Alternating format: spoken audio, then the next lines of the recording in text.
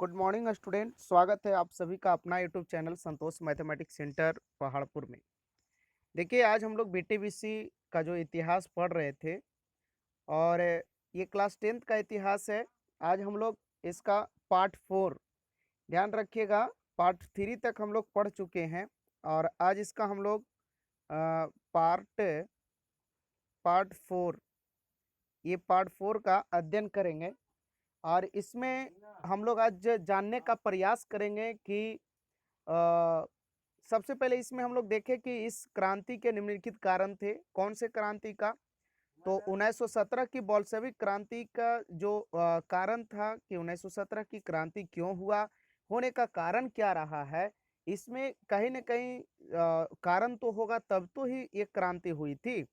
तो क्रांति में सबसे पहला कारण जो रहा वो जार की निरंकुशता एवं अयोग्य शासन। उसके बाद में था कि कृषकों की दयनीय स्थिति और उसके बाद में तीसरा नंबर पॉइंट था मजदूरों की दयनीय स्थिति।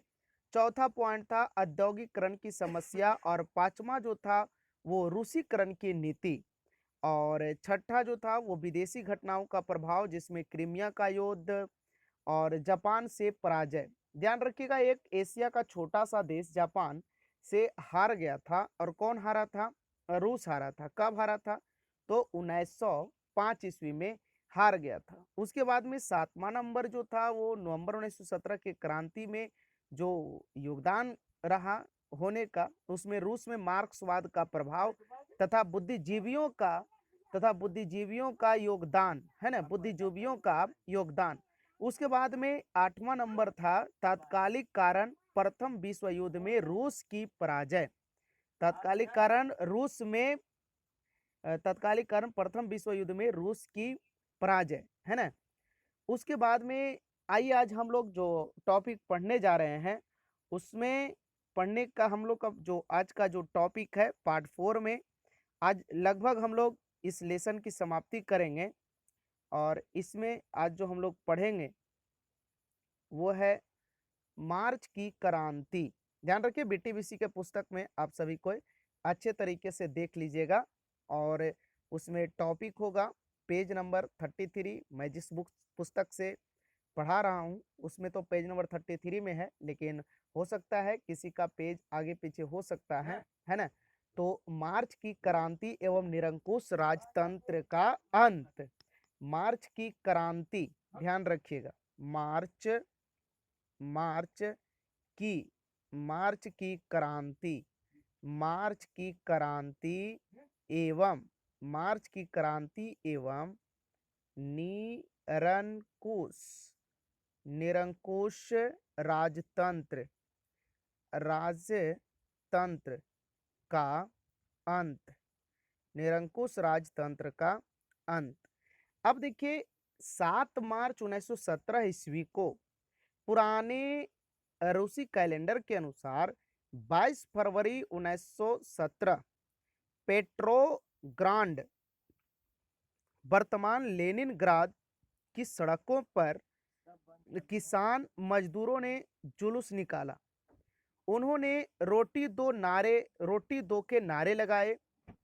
अगले दिन 8 मार्च को कपड़े की मिलों की महिला मजदूरों ने बहुत सारे कारखानों में रोटी की मांग करते हुए हड़ताल का नेतृत्व किया। ध्यान रखिएगा, महिला कर्मचारियों ने रोटी की मांग करते हुए और ये क्या करने लगे? हड़ताल कर दिए।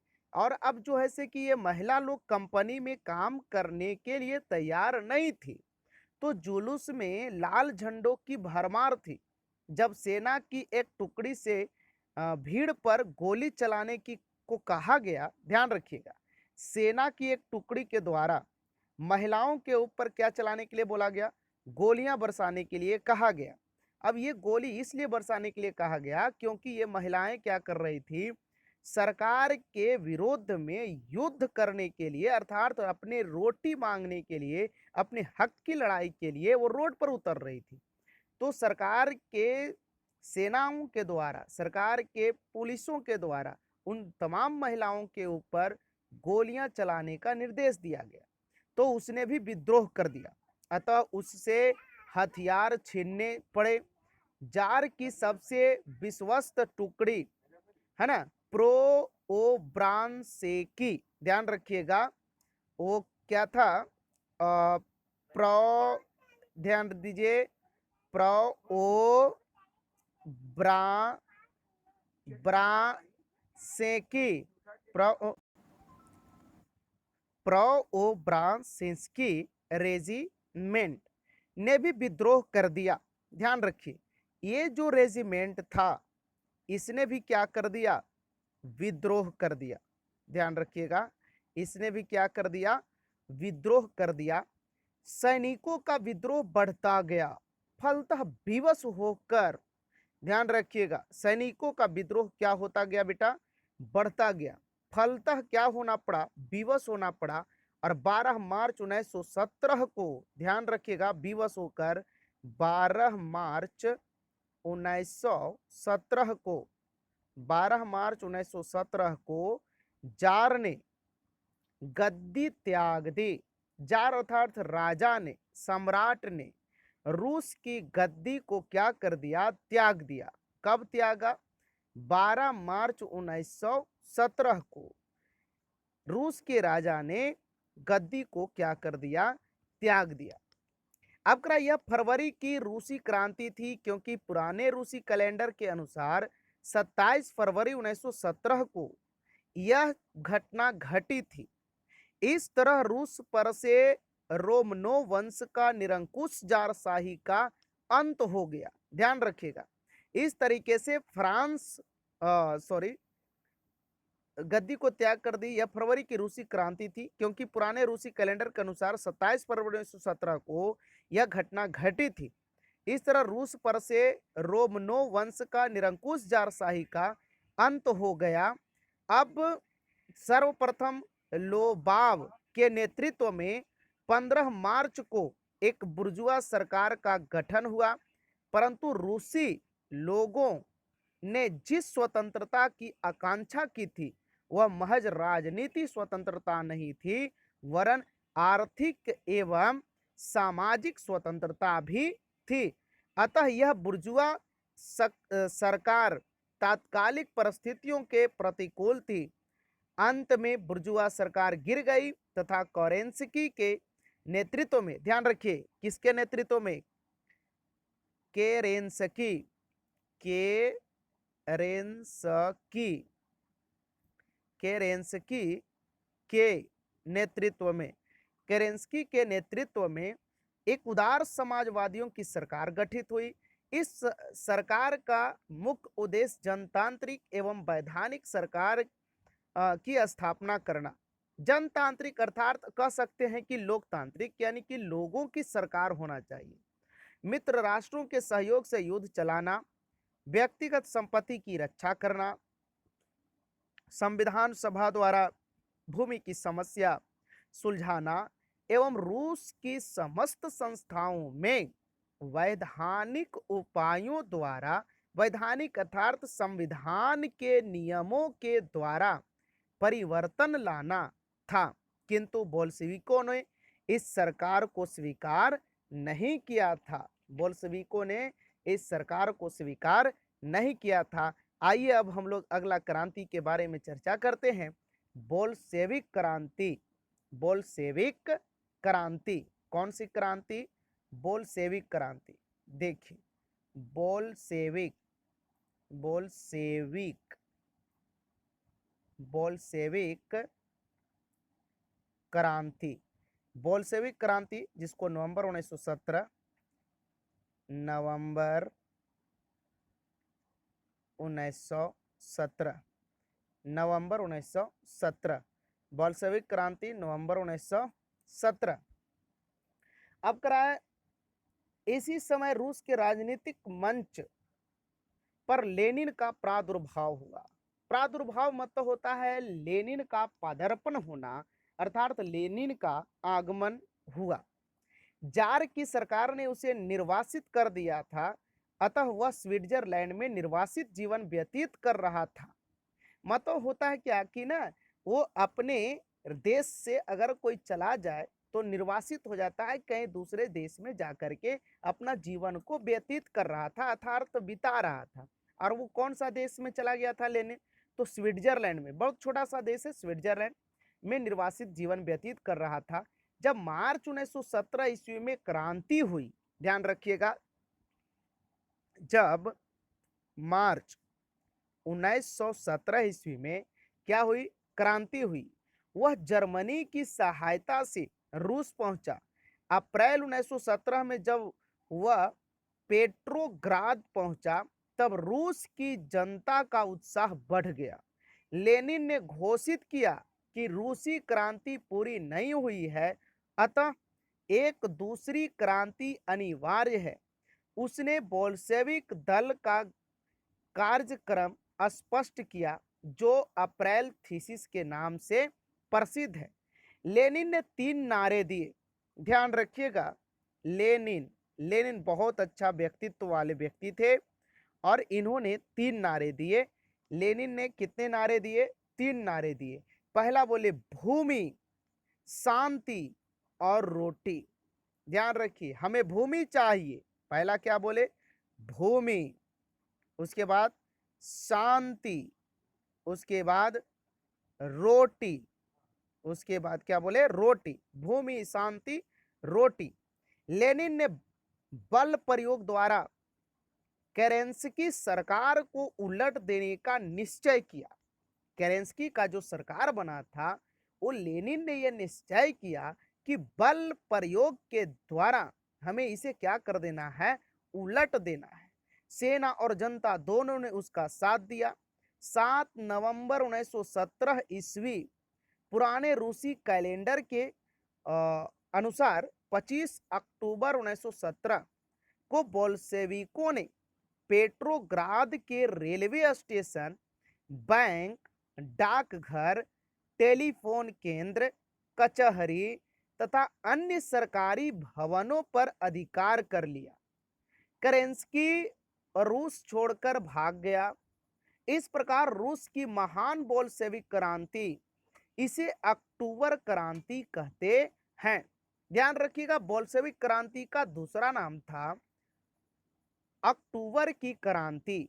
और ये कहां पर हुआ था? ये क्रांति कहां हुआ था जी? तो ये क्रांति रूस में हुआ था। करा अब शासन की बागडोर बोल्शेविकों के हाथ में आ गई। भैया, अब शासन की बागडोर किसके हाथ में आ गई? बोल्शेविकों के हाथ में आ गया। शासन का जो बागडोर था वो बोल्शेविकों के हाथ में आ गई, जिसका अध्यक्ष लेनिन को बनाया गया। बोल्शेविकों के हाथ में आया और उसका अध्यक्ष कौन बना? लेनिन को बनाया गया। तथा ट्रोट्स्की इस सरकार का विदेश मंत्री बना। लेनिन के सरकार में एक क्वेश्चन यहां से अराइज कर सकता है कि लेनिन के सरकार में ट्रोट्स्की कौन सा मंत्री बना? तो आप कह सकते हैं कि ट्रोट्स्की विदेश मंत्री बना था। विश्व में पहली बार शासन सत्ता सर्वहारा वर्ग के हाथों में आ गई। सर्वहारा वर्ग मतलब इसमें किसान भी है, मजदूर भी है ना। सर्वहारा वर्ग का मतलब है किसान है, मजदूर है, ये नहीं भी और बहुत सारे लोग इसमें क्या है? शामिल है। किसमें शामिल है? तो सर्वहारा वर्ग में, सर्वहारा वर्ग में बहुत सारे लोग क्या हैं? शामिल हैं। सत्ता पर कब्जा करने के पश्चात लेनिन और बोल्शेविक दल का उत्तरदायित्व और भी बढ़ गया। सत्ता में आने के बाद लेनिन के समझ कई जटिल समस्याएं थी, परंतु उसने बहुत हद तक इन समस्याओं का निराकरण करने की कोशिश की। देखिए, ध्यान दीजिएगा, बहुत इतिहास है, इतिहास को बहुत अच्छे तरीके से सुनने की आवश्यकता है। जब तक आप सही से सुनिएगा नहीं, जब तक सही से पढ़िएगा नहीं, आपके लिए भले लगता होगा बड़ा इजी है, सिंपल है, लेकिन एक क्वेश्चन जब इससे छूट जाता है तब उस समय लगता है कि नहीं बहुत टफ था, है ना। तो अब देखिए, करा सर्वप्रथम उसने जर्मनी के साथ ब्रेस्ट लिटोवस्क, ध्यान रखिए, जर्मनी के साथ, किसके साथ? जर्मनी के साथ क्या किया? ब्रेस्ट ब्रेस्ट ध्यान रखिए, ब्रेस्ट लिटोवस्क, ब्रेस्ट लिटोवस्क की संधि की। इस संधि में सोवियत रूस को लगभग एक चौथाई भूभाग गंवाना पड़ा, परंतु लेनिन प्रथम विश्व युद्ध से बाहर हो गया तथा उसने अब आंतरिक समस्याओं पर अपना ध्यान केंद्रित किया। इसी समय रूस में गृह युद्ध की समस्या भी उत्पन्न हुई। अब ये गृह युद्ध के बार बार हम चर्चा कर चुके हैं, पिछला वीडियो आप लोग सभी को देखिएगा कि गृह युद्ध का मतलब होता है कि अपने ही देश में लड़ाई लड़ना। मतलब एक राज्य दूसरे राज्य से लड़ रहा है, एक जिला दूसरे जिला से लड़ रहा है, एक प्रखंड दूसरे प्रखंड से लड़ रहा है। यहाँ पे इस तरीके की लड़ाई को ही गृह युद्ध कहा जाता है, जिसमें अमेरिका, जापान, ब्रिटेन और फ्रांस ने हस्तक्षेप करते हुए सोवियत रूस पर आक्रमण कर दिया। परंतु लेनिन ने साहस पूर्वक, ध्यान रखिएगा, हिम्मत से, लेनिन ने क्या किया? बड़ा अपने आप में हिम्मत रखा, साहस रखा। किसने रखा? लेनिन। ध्यान रखिए, लेनिन ने साहस पूर्वक इन विरोधियों का सामना किया। ट्राट्रोस्की के नेतृत्व में एक विशाल लाल सेना गठित की गई। अब देखिए, लाल सेना का गठन किसने किया? क्वेश्चन आएगा, एक नंबर का क्वेश्चन, बहुत बेहतरीन क्वेश्चन आता है कि लाल सेना का गठन किसने किया? तो ट्राट्रोस्की ने किया था। किसने किया था? ट्राट्स्की। देखिए मैं यहाँ पे लिख दे रहा हूं, ट्राट्स्की। किसने किया?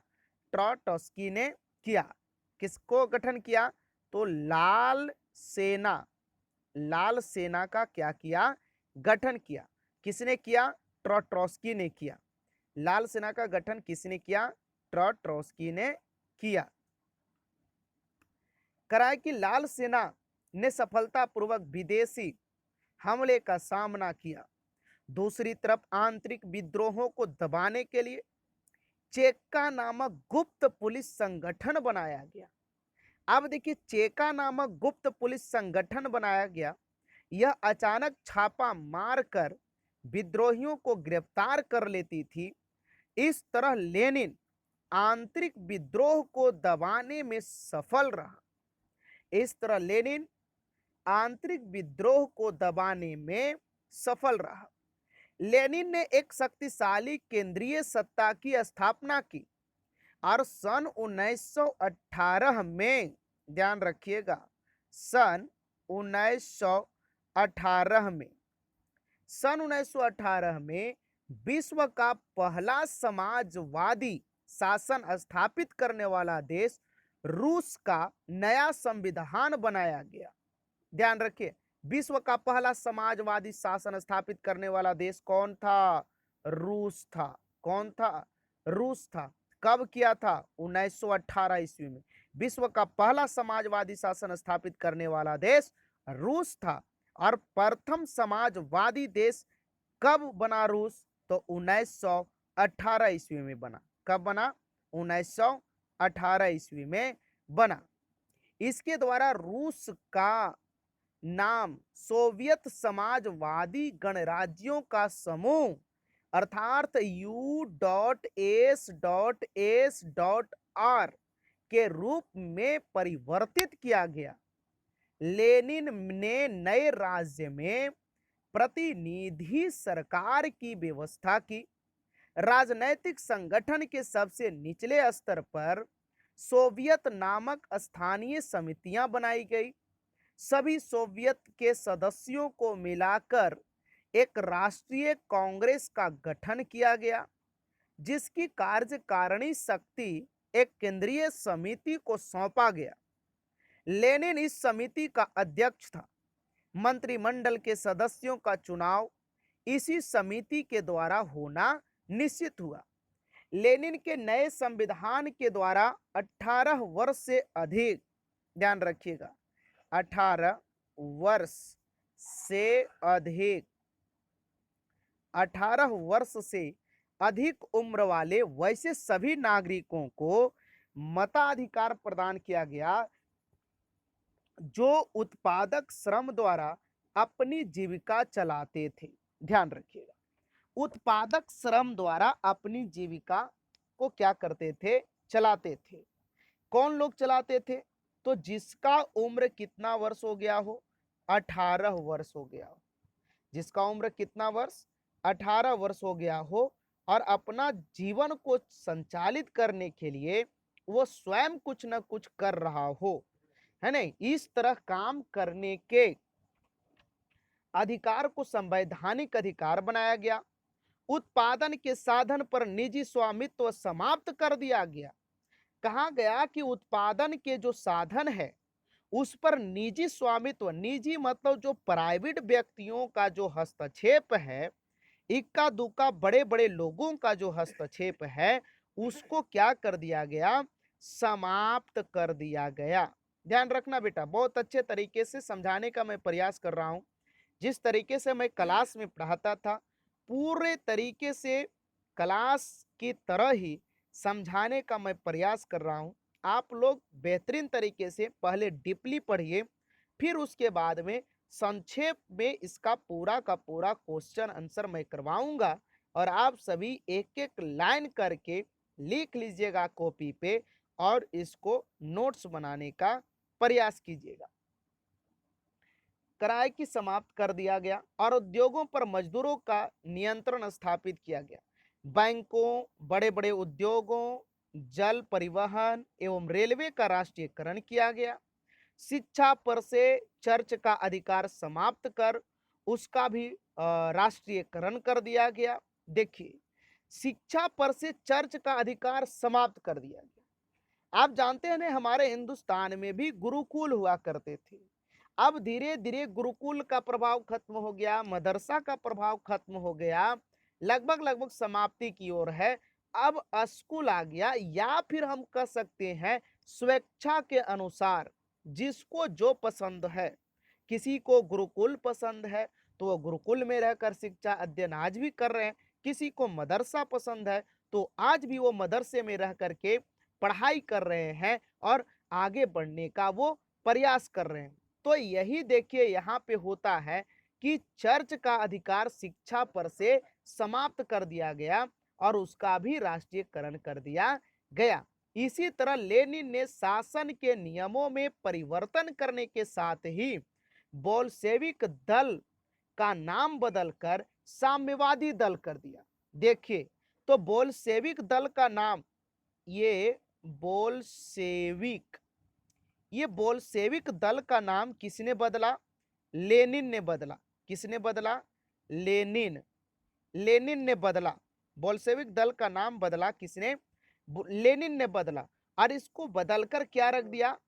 साम्यवादी दल। देखिए, इसका नाम बदल करके क्या रखा गया? साम्यवादी दल। साम्यवादी दल, इसका नाम बदल करके क्या रखा गया? साम्यवादी दल कर दिया गया। लाल रंग के झंडे पर हंसुए और हथौड़े को सुशोभित कर देश का राष्ट्रीय झंडा तैयार किया गया। उसके बाद से यह झंडा साम्यवाद का प्रतीक बन गया। अब लेनिन के समक्ष एक अन्य समस्या भूमि के पुनर्वितरण की थी। भैया अब देखो, जब एकीकरण हुआ तो अब भूमि का वितरण करना है ना जी, सभी को बांटना है ना। उसने एक आदेश जारी किया जिसके तहत बड़े भूस्वामियों की भूमि किसानों के बीच पुनर्वितरित किया गया। जितने भी बड़े बड़े भूस्वामी था, मालिक था, उसका पूरा जमीन किसानों के बीच में क्या कर दिया गया? वितरित कर दिया गया। हालांकि किसानों ने भूमि पर पहले से ही कब्जा जमा रखा था। ध्यान रखिएगा, किसान तो अपने होशियार होता है जी, है ना, उसको तो ज्यादा बताने की भी आवश्यकता नहीं है, पहले से ही कब्जा जमा रखा था। इस आदेश द्वारा लेनिन ने उसे सिर्फ वैधता प्रदान की। और अगर जमीन हथियाने की बात हो तो बिहारियों को बुला लिया जाए। बिहारी लोग देखिए जमीन कैसे हथिया के बताते हैं। जब आपने देखा ना कि धारा 1970, जब धारा 300 सॉरी धारा जब 370 धारा जब 370 जम्मू कश्मीर से जब हटा, तो बहुत सारा फेसबुक पर, व्हाट्सएप पर एक मैसेज आया था कि भाई अब जमीन कब्जाने की बारी आ गया है। कहाँ? तो जम्मू कश्मीर में। तब वहां किसको जाना होगा? बिहारी लोग को जाना होगा। मतलब एक ऐसा ही दंत कथा चल रहा था कि बिहारी लोग जो होते हैं ना, क्या जमीन हथियाने में बहुत आगे होते हैं, है ना। इसलिए बिहारियों को बुलाया जाने लगा था। मतलब ये सिर्फ प्रचलित है, ये कोई ऑथेंटिक पॉइंट नहीं है। लेनिन के इस कदम की आलोचना हुई क्योंकि समाजवादी अर्थव्यवस्था में भूमि पर राज्य का नियंत्रण होता है। लेकिन लेनिन ने यह जवाब दिया कि किसान बहुमत में थे जबकि बोल्शेविक दल अल्पमत में था। अगर किसानों को उसका अधिकार नहीं दिया गया होता तो किसान युद्ध कर देते। इसलिए मेरे निर्णय में किसानों को जमीन देना ही उचित समझा गया। इसलिए आप लोग कोई विवाद खड़ा ना करें। उत्पादन की समस्या के निपटारे के लिए लेनिन ने युद्धरत साम्यवाद को लागू किया। युद्धरत साम्यवाद को लागू किसने किया? लेनिन ने किया। लेनिन ने इसके तहत फैक्ट्री के तकनीकविदों पर नियंत्रण स्थापित किया एवं मजदूरों की सहायता से कराया कि लेनिन ने इसके तहत फैक्ट्री के तकनीकविदों पर, तकनीक अर्थात जिसके अंदर में टेक्नोलॉजी हो, उन तमाम लोगों के ऊपर अपना अधिकार जमाया लेनिन ने। और मजदूरों की सहायता से फैक्ट्री के उत्पादन पर भी नियंत्रण स्थापित किया। इसी तरह किसानों पर भी नियंत्रण लगाया गया एवं किसानों से बलपूर्वक अनाजों की वसूली की जाने लगी। फैक्ट्री में श्रमिक हड़ताल पर कड़ाई से प्रतिबंध लगाया गया, परंतु युद्धरत साम्यवाद के विरुद्ध रूस में भयंकर प्रतिक्रिया हुई। जबरदस्ती वसूली के भय से किसानों ने अपना अनाज जलाना शुरू किया। कहा, देखिए, जबरदस्ती वसूली हो रहा था तो अनाज अनाज को किसानों किसानों ने जलाना जलाना शुरू कर दिया। जलाना क्या कर दिया? शुरू कर दिया। अब ये इसलिए जला रहे थे कि ऐसे भी मेरे यहां से ये चावल दाल छिन जाएगा, तो क्यों ना मैं इसे जला दूं। परिणामतः 1920 से 21 में इसका परिणाम जानते होते क्या निकला? 1920 से 1921 में उत्पादन का स्तर काफी गिर गया। करोड़ों लोगों के सामने जीवन मरण का प्रश्न आ खड़ा हुआ। कहीं कहीं तो भूखमरी की स्थिति पैदा हो गई। राजकीय और विदेशी सहायता के बावजूद काफी लोग भूख और प्यास से मरने लगे। क्रांति विरोधी नारे भी सुनाई पड़ने लगे। अतः लेनिन ने अपनी नीति में संशोधन किया जिसका परिणाम था नई आर्थिक नीति। अब देखिए, जब जनता के बीच में कुछ समस्या खड़ी होने लगी, तब लेनिन ने अपने अनुसार से जो नीति बनाई थी उसको रद्द किया और पुनः फिर से एक नई नीति बनाई जिसका नाम पड़ा एनईपी, अर्थात new economic policy. N for new, E for economic, P for policy, यानी कि नई आर्थिक नीति, न्यू इकोनॉमिक पॉलिसी।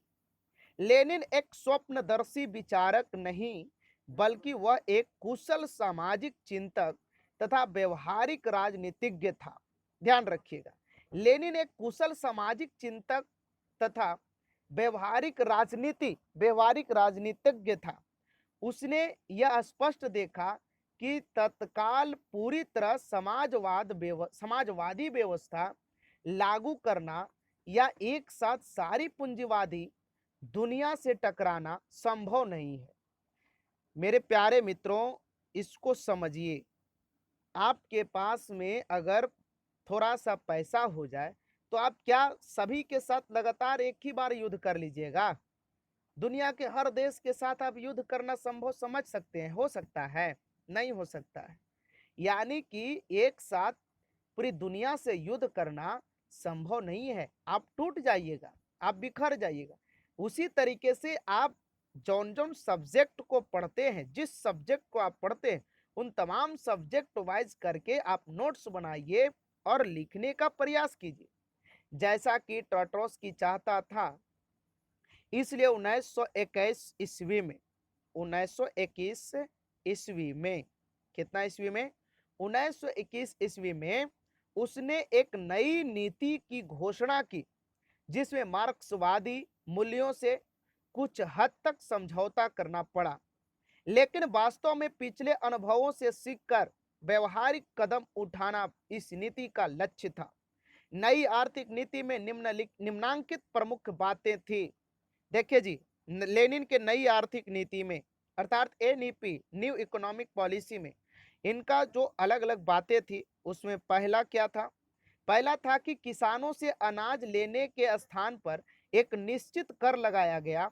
बचा हुआ अनाज किसान का था और वह इसका मनचाहा इस्तेमाल कर सकता था। उसके बाद में दूसरा नंबर पॉइंट था, यद्यपि यह सिद्धांत कायम रखा गया कि जमीन राज्य की है, फिर भी व्यवहार में जमीन किसान की हो गई। उसके बाद में तीसरा नंबर है कि 20 से कम कर्मचारियों वाले उद्योगों को व्यक्तिगत रूप से चलाने का अधिकार मिल गया। फिर चौथा नंबर क्या था कि उद्योगों का विकेंद्रीकरण कर दिया गया। निर्णय और क्रियान्वयन के बारे में विभिन्न इकाइयों को काफी छूट दी गई। विदेशी पूंजी भी सीमित तौर पर आमंत्रित की गई। ये पांचवा नंबर पॉइंट था कि विदेशी पूंजी भी सीमित तौर पर आमंत्रित की गई। मतलब कुछ विदेशी कंपनियों को बुलाया गया और कहा कि अब हमारे देश में आप जो हैं से कुछ पूंजी लगा सकते हैं। छठा नंबर क्या था कि व्यक्तिगत संपत्ति और जीवन की बीमा भी राजकीय एजेंसी द्वारा शुरू किया गया। उसके बाद में सातवां नंबर था कि विभिन्न स्तरों पर बैंक खोले गए। उसके बाद में आठवां नंबर था विभिन्न स्तर पर, जैसे प्रखंड स्तर पर हो, जिला स्तर पर हो, स्टेट लेवल पर हो, फिर उसके बाद में पूरे कंट्री, पूरे देश स्तरीय राष्ट्रीय बैंक खोला गया। उसके बाद में ट्रेड यूनियन की अनिवार्य सदस्यता समाप्त कर दी गई। कोई जरूरी नहीं था कि ट्रेड यूनियन के सदस्य बनना ही है। आपको इच्छा हो तो ट्रेड यूनियन का सदस्य बनिए, आपका इच्छा नहीं हो तो आप ट्रेड यूनियन के सदस्य नहीं बन सकते हैं। ये किसने हटाया? लेनिन ने हटाया। कौन से नीति के तहत हटाया? नई आर्थिक नीति के तहत, अर्थात एनईपी यानी न्यू इकोनॉमिक्स पॉलिसी के तहत लेनिन ने इन तमाम तरीके के बातों को क्या कर दिया? हटाने का प्रयास किया, कुछ संशोधन करने का प्रयास किया और मजदूरों को बहुत ज्यादा से ज्यादा जो ऐसे कि अधिकार देने का प्रयास किया। लेनिन लेनिन बहुत अच्छा व्यवहारिक विचारक व्यक्ति निकला। इस नई आर्थिक नीति के द्वारा लेनिन ने उत्पादन की कमी को नियंत्रित किया। इसके परिणाम स्वरूप कृषि एवं औद्योगिक उत्पादन में आशातीत वृद्धि हुई। हालांकि लेनिन की इस नीति की आलोचना की जाती है, लेकिन लेनिन ने इसका जवाब देते हुए कहा कि 3 कदम आगे बढ़कर 1 कदम पीछे हटना फिर भी 2 कदम आगे रहने के समान है। देखिए कितना अच्छा बात है, समझने का प्रयास कीजिएगा। लेनिन ने कहा कि 3 कदम आगे बढ़कर, अगर हम 3 कदम आगे चलते हैं और उसमें से अगर 1 कदम पीछे हट भी गए तो पर भी अभी 2 कदम हम क्या हैं? आगे हैं। इसमें कोई दिक्कत नहीं है। 1924 ईस्वी में जब लेनिन की मृत्यु हुई, देखिए बेटा लेनिन का मृत्यु कब होता है? 1924 ईस्वी में। लेनिन की मृत्यु कब हो गई? 1924 ईस्वी में। बार बार ये पूछेगा प्रश्न कि लेनिन की मृत्यु कब हुई, तो 1924 1924 ईस्वी में। तो उत्तराधिकार की समस्या आ खड़ी हुई कि भाई अब इसका उत्तराधिकार कौन बनेगा, क्योंकि लेनिन की मृत्यु हो चुकी थी, तो कोई ना कोई तो उत्तराधिकार बनेगा ना। तो विभिन्न समूहों और अलग अलग नेताओं के बीच सत्ता के लिए गंभीर संघर्ष चल रहे थे।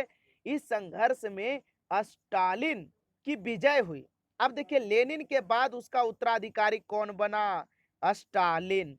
कौन बना? स्टालिन। लेनिन के बाद उसका उत्तराधिकारी कौन बना? स्टालिन बना। 1929 ईस्वी में ट्रॉटस्की को, ध्यान रखिएगा, कितना ईस्वी में? 1929 ईस्वी में 1929 ईस्वी में ट्रॉटस्की को निर्वासित कर दिया गया। 1930 के दशक में लगभग वे सभी नेता खत्म कर दिए गए जिन्होंने क्रांति में और उसके बाद के वर्षों में महत्वपूर्ण भूमिका निभाई थी। राजनीतिक लोकतंत्र तथा भाषण और प्रेस की स्वतंत्रता नष्ट हो गई। पार्टी के अंदर भी मतभेदों को बर्दाश्त नहीं किया जाता था। स्टालिन कम्युनिस्ट पार्टी का महासचिव था। स्टालिन जो था वो किसका महासचिव था? कम्युनिस्ट पार्टी का महासचिव था। कौन? स्टालिन। और 1953 में 1953 ईस्वी में 1953 में 1953 ईस्वी में अपनी मृत्यु तक तानाशाही व्यवहार करता रहा। कौन करता रहा जी? स्टालिन। स्टालिन। किसने करता रहा? स्टालिन ने करता रहा। कैसा व्यवहार करता रहा? तानाशाही व्यवहार करता रहा। तानाशाही का मतलब क्या होता है? गुस्सैल प्रवृत्ति को, लोगों को नहीं देखना, गरीबों को नहीं देखना, है ना, ऐसा प्रवृत्ति करता रहा। अब इन घटनाओं का सोवियत संघ में समाजवाद के निर्माण पर प्रतिकूल प्रभाव पड़ा और इसमें ऐसी विशेषताएं उभरी जो मार्क्सवाद और क्रांति के मानवतावादी आदर्शों के विपरीत थी। स्वतंत्रता के सीमित हो जाने के कारण कला और साहित्य के विकास पर भी विपरीत प्रभाव पड़ा। कला और साहित्य के विकास पर भी क्या पड़ा? विपरीत प्रभाव पड़ा।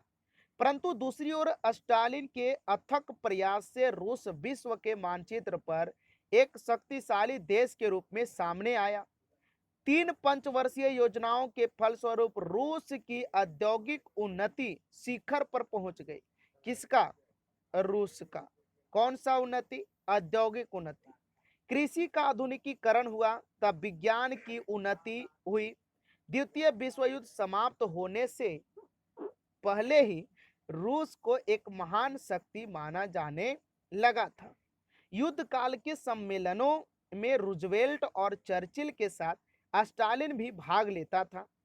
इस प्रकार 3 दशकों में ही तिरस्कृत, आक्रांत और कमजोर रूस विश्व की महान शक्ति बन गया और वहां की मेहनतकश जनता में क्रांति ने अस्थायी रूप से अपनी जड़ें जमा ली। आइए अब रूस की क्रांति का प्रभाव, जो ये अंतिम लगभग इस लेसन के हम लोग अंतिम पड़ाव पे अब चल निकले हैं, उसमें है रूसी क्रांति का प्रभाव।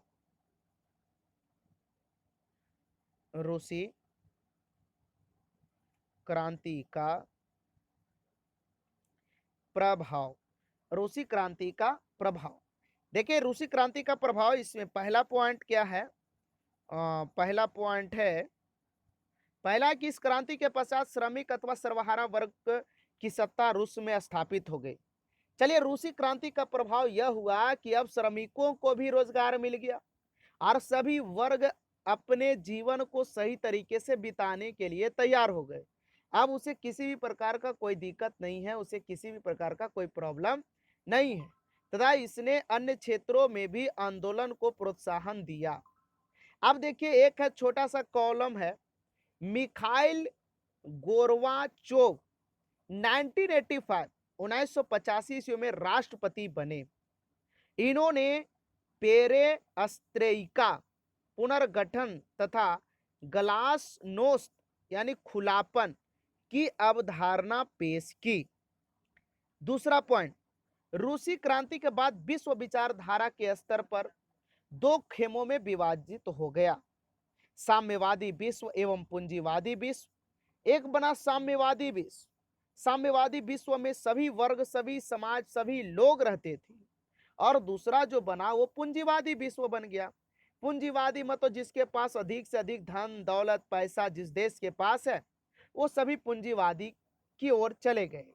अभी वर्तमान में हम कह सकते हैं अमेरिका है, चाइना है, जापान है, इत्यादि कुछ ऐसे देश हैं जो पूंजीवादी देश हैं, जो गरीबों को लगाते नहीं है, साम्यवादी को लगाता नहीं है, ये सब बहुत कम लगाता है। विभाजित हो गया। पूर्वी यूरोप एवं पश्चिमी यूरोप धर्म सुधार आंदोलन के पश्चात और साम्यवादी क्रांति से पहले यूरोप में वैचारिक, कहा, यूरोप में, ध्यान रखिएगा, यूरोप में क्या हुआ, वैचारिक, वैचारिक मतलब विचार, वैचारिक आधार पर, वैचारिक आधार पर इस तरह का विभाजन नहीं देखा गया था।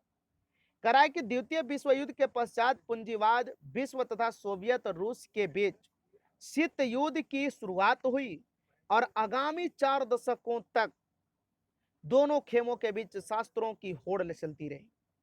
उसके बाद में चौथा नंबर पॉइंट है कि रूसी क्रांति के पश्चात आर्थिक आयोजन के रूप में एक नवीन आर्थिक मॉडल आया।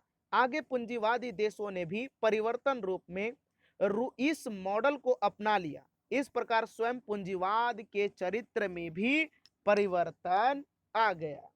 देखिए, कहने का मतलब हुआ कि आप देखिएगा कभी कभी कोई छोटा कलाकार गाना गाता है, लेकिन बेचारा वो आगे बढ़ नहीं पाता है। कारण क्या होता है? कारण ये होता है कि उस छोटे कलाकार के गाना को बड़ा जो कलाकार होता है, जो प्रसिद्ध कलाकार होते हैं, वो उसके गाने को क्या करता है, उठा लेता है और वो गा देता है। और हम और आप सभी जान रहे हैं किसको, वो छोटे कलाकार को नहीं जान रहे हैं, जान रहे हैं किसको, बड़ा कलाकार को। तो हम लोग डायरेक्टली सोच लेते हैं भैया ये गाना का जो है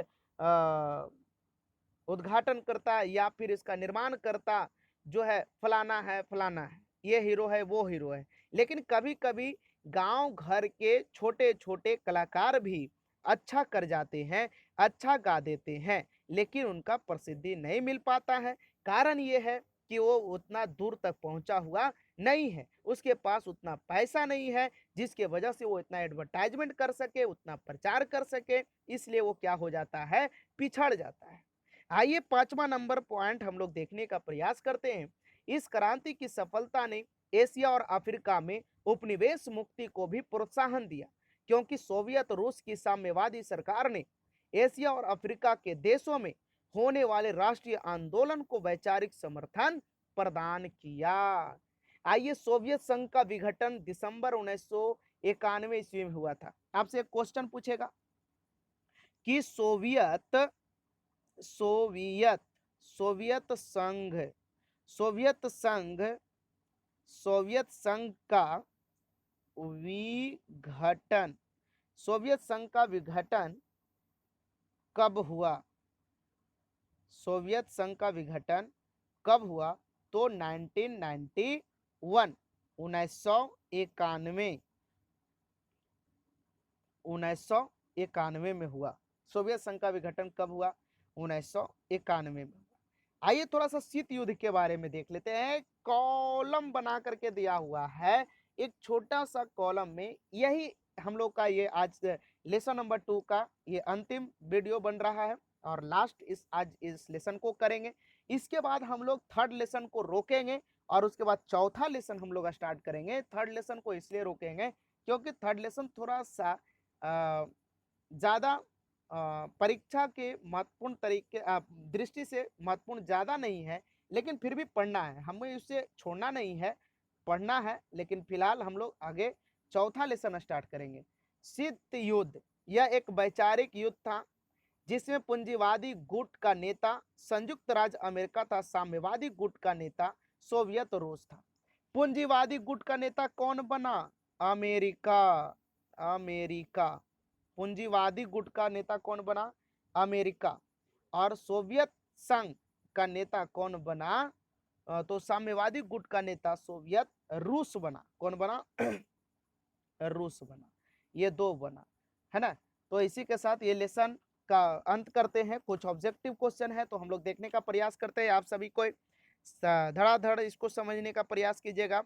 वस्तुनिष्ठ, ध्यान रखिएगा, प्रश्न है वस्तुनिष्ठ। वस्तुनिष्ठ प्रश्न पहला है, रूस में कृषक दास प्रथा का अंत कब हुआ था?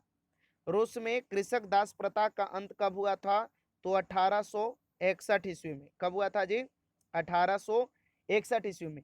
रूस में जार का अर्थ क्या होता है? रूस में जार का अर्थ क्या होता है? तो रूस में जार का अर्थ होता है रूस का सम्राट। रूस का सम्राट क्या होता है जी? रूस का सम्राट।